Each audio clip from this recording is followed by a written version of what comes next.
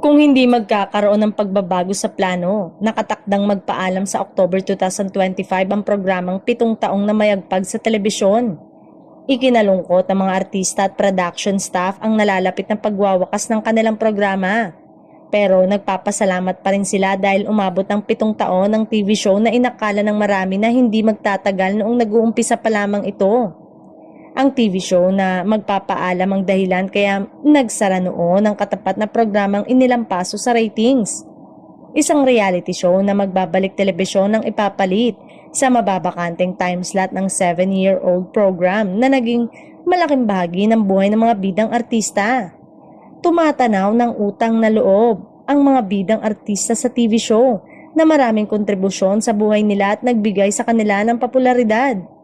Alam ng mga bidang artistang walang permanente sa mundo, lalo na sa showbiz, kaya masakit man ay buong puso nilang tinanggap ang malungkot na katotohanan.